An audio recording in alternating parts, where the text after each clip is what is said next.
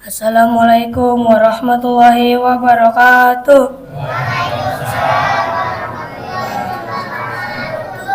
Alhamdulillah rabbil alamin wassalatu wassalamu ala asrafil anbiya'i wal mursalin wa ala alihi wa sahbihi ajma'in amma ba'du. Jamaah Masjid Al-Muhajirin yang dirahmati Allah Subhanahu wa taala, pada kesempatan pertama dan yang utama, marilah kita panjatkan puji dan syukur kehadirat Allah Subhanahu wa taala yang telah memberikan kita nikmat iman, nikmat Islam, serta nikmat kesehatan. Melaksanakan sholat tarawih berjamaah. Salawat serta salam semoga selalu tercurah limpahkan kepada junjungan kita, yakni Nabi Muhammad SAW, beserta para keluarganya dan para sahabatnya. Semoga kita semua yang hadir pada malam ini mendapatkan syafaat beliau di akhir zaman nanti. Amin. Untuk memberikan keberkahan pada malam hari ini, marilah kita buka dengan bacaan basmalah bersama-sama. Bismillahirrahmanirrahim. Pada malam yang penuh berkah ini, yang akan memberikan ceramah sekaligus sebagai imam sholat tarawih adalah Bapak Ustadz Muhammad Latif SSI. Alhamdulillah beliau sudah berada di tengah-tengah kita. Untuk itu kami persilakan kepada beliau untuk memberikan ceramah sekaligus menjadi imam sholat tarawih. Demikian disampaikan. Terima kasih atas perhatiannya dan mohon maaf apabila ada kesalahan. Wassalamualaikum warahmatullahi wabarakatuh. Assalamualaikum warahmatullahi wabarakatuh.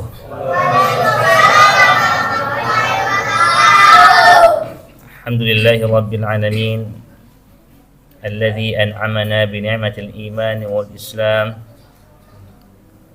was siyam wa dzalika syahr ramadan al karim. Wassalatu wassalamu ala nabiyyina Muhammadin wa ala alihi wa ashabihi ajma'in, amma ba'd. Hadirin hadirat jemaah Masjid Al-Muhajirin yang dimuliakan Allah Subhanahu wa taala. Alhamdulillah kita sudah berada di malam kedua di bulan Ramadan ini. Yang kemarin kita sudah tunggu-tunggu, kita sudah berada di bulan Ramadan. Tentu ini merupakan kenikmatan yang sangat besar bagi kita. Suatu nafahat min nafahati rahman. Anugerah dan kasih sayang Allah Subhanahu wa taala untuk hamba-hamba yang beriman. Jamaah sekalian yang dimuliakan Allah Subhanahu wa taala, pada malam ini ada tema tentang keistimewaan Ramadan. Kalau berbicara tentang keistimewaannya, secara ringkasnya, Ramadan itu adalah rahmat,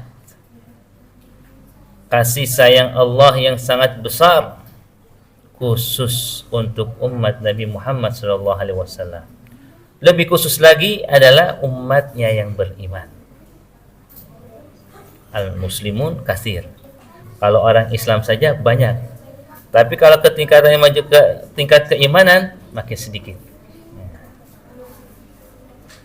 Oleh karena itu, ketika Allah Subhanahu wa taala serukan ketika ibadah siam, yang diserukannya itu apa? Ya ayyuhalladzina amanu, wahai orang-orang yang beriman.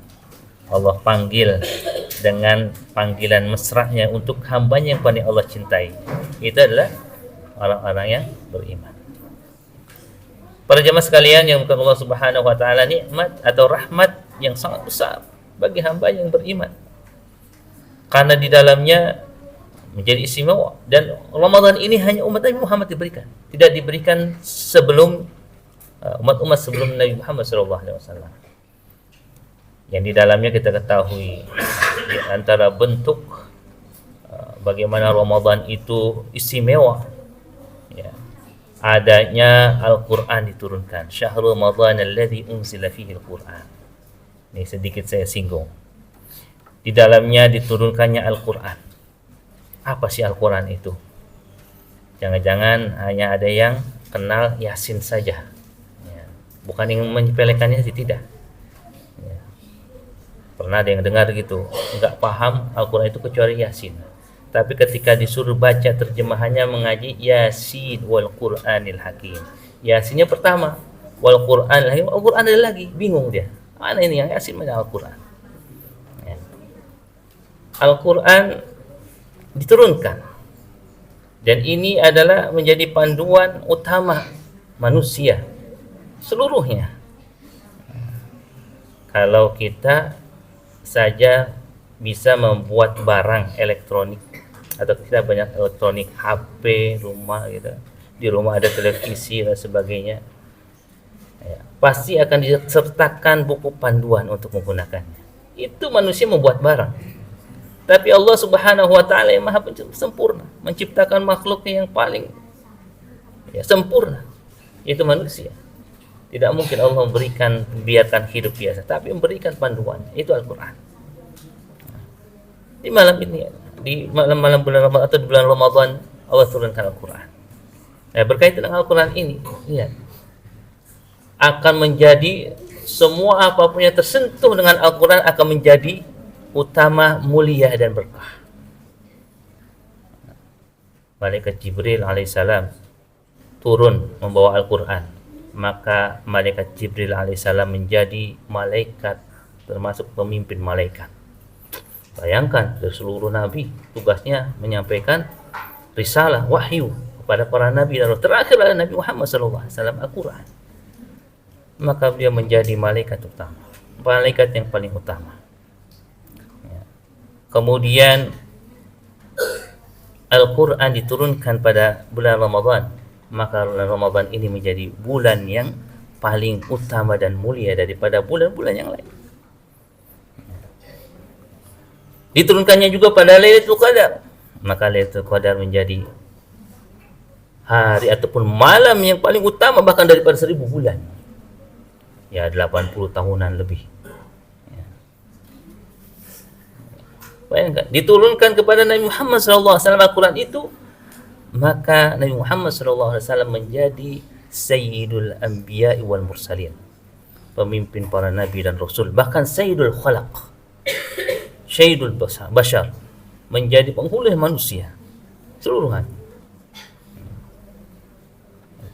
Dan diturunkan Al-Quran ini kepada umat yang Nabi Muhammad menjadi apa? Kuntum khaira ummah, kalian adalah menjadi umat terbaik karena Al-Quran itu bersama kalian. Sekarang pertanyaannya, bagaimana Al-Quran itu turun kepada kita semua? Mau jadi mulia, menjadi orang terbaik, maka bulan Ramadan ini keutamaannya jangan sampai kurang daripada, lepas daripada Al-Quran. Kalau masih belum bisa baca, belajar. Masih ada hayat di Bandung-Barat, masih ada kehidupan. Jangan anak-anak aja suruh belajar, orang tua harus belajar. Saya pun masih belajar lagi, mempelajari benar-benar pengucapan makharijul huruf yang benar. Jangan pernah sombong, oh saya, karena lisan kita ini bukan lisan orang Arab, ya. Maka kita selalu belajar. Bahkan sudah hafal Quran tetap masih belajar Al-Quran. Masih belum punya hafalan, hafalkan. Karena nanti derajat kita di akhirat itu terakhir di mana kita bisa membaca Al-Quran. Kalau cuma baca Al-Fatihah, apalagi Al-Fatihahnya masih amburadul, belum sampai mata kaki itu. Para jamaah sekalian yang Allah Subhanahu wa taala, ini salah satu keistimewaan di dalam bulan Ramadan atau keistimewaan bulan Ramadan.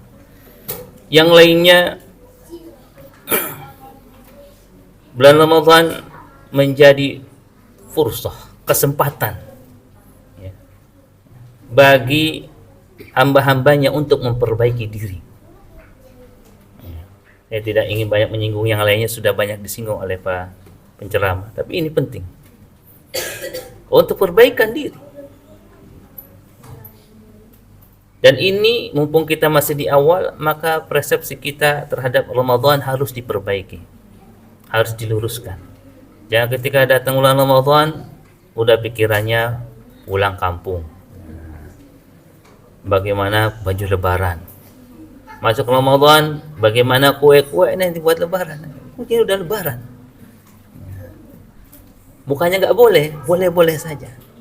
Tapi ini adalah fursah, kesempatan bagi orang-orang yang beriman memperbaiki diri. Ketika Allah mengatakan la'allakum tattaqun, agar kalian senantiasa bisa melaksanakan nilai-nilai ketakwaan, bekal utama agar bisa memperbaiki kehidupan bagi seorang hamba secara individual, keluarga, maupun nanti secara kolektif ataupun ya, negeri atau bangsa. Bayangkan ya. La'allakum tattaqun, ketika Allah menggunakan la'allakum ini bukan pengharapan. Kalau kata dalam bahasa Arab itu kalam atau adat taroji, suatu keinginan yang diharapkan. Tetapi bagi Allah bukan keinginan atau harapan, tapi memang menjadi tahqiq, takkid, pasti akan menjadi orang yang bertakwa bisa melaksanakan nilai ketakwaan kalau memang menjalankan puasa itu dengan sebenar-benarnya. Karena ternyata di dalam ibadah puasa berbagai nilai ketakwaan itu kita bina. Penting ya. Jangan sampai kita masukin Ramadan ya senang di awal. Sehari 2 hari baca Qur'annya, mudah-mudahan ini masih ada suaranya ya. Jangan sampai nanti hari ketiga habis. Karena apa? Kan nggak biasa sebelumnya, nggak pernah dilatih. Ya. Dan bulan Ramadan ini cukup untuk menjadikan diri kita agar bisa continue atau istiqomah, terbiasa setelah lagi Ramadan. Dan ini akan dilihat hasil Ramadan itu setelah dari bulan Ramadan, dari berbagai nilai ketakwaan yang dibina ya. Dalam Ramadan khususnya puasa ya, kalau dalam salat sudah jelas inna salata tanha 'anil fahsya'i wal munkar. Dari salat saja bisa mencegah perbuatan keji dan munkar kalau benar salatnya. Tapi pertanyaan kan, mayoritas penduduk Indonesia itu muslim, sholat katanya. Benar nggak sholatnya? Tapi koruptornya paling banyak. Yang garongnya bahkan berjamaah. Selama masih berjamaah, enak kan? Hukumannya bisa dibagi-bagi, mungkin begitu pikirannya. Na'udzubillah. Kalau bisa sholat itu mencegah berbuat keji. Karena ketika kita berpuasa itu salah satu nilai takwanya adalah ketika kita tidak bisa memberikan banyak kebaikan, maka kita mencegah al-imsak, mencegah potensi keburukan kita. Jangan sampai dirasakan oleh orang-orang atau saudara kita. Kalau tadi kan masalah yang besar, yang kecil saja. Mohon maaf, saya sering dengar punya motor bebek, bukan menghina ya, knalpotnya gedein ya. Ketika keluar dari rumah mau ke sekolah atau mau ke tempat kerja, berapa orang yang terzalimi? Berapa orang yang terzalimi? Hitunglah 100 per orang per hari, pulang pergi lagi. Per tahun berapa orang terzalimi? Dan bagaimana kita bisa meminta maaf dan kezaliman? Dan itulah yang mungkin Rasulullah SAW katakan, manil muflis, siapa yang bangkrut pada hari kiamat itu. Ketika itu kalau para sahabat menjawab orang yang nggak punya uang, nggak punya harta. Tapi Rasul mengatakan nanti ketika hari kiamat di hadapan Allah mereka datang dengan berbagai macam pahala kebaikan. Tapi di samping itu juga dia banyak melakukan kezaliman. Dia berpikir dengan banyaknya amal kebaikan akan bisa mengimbang. Ternyata melakukan kezalimannya itu lebih banyak. Sampai orang yang terakhir menuntut untuk pembalasannya tidak bisa memberikan kebaikannya, maka keburukan orang yang terzalimi itu akan dilimpahkan kepada orang yang menzalimi. Darinya tadi banyaknya kebaikan, tinggal hanya keburukan. Na'udzubillah min dzalik. Hati-hati. Itu suatu hal yang kecil.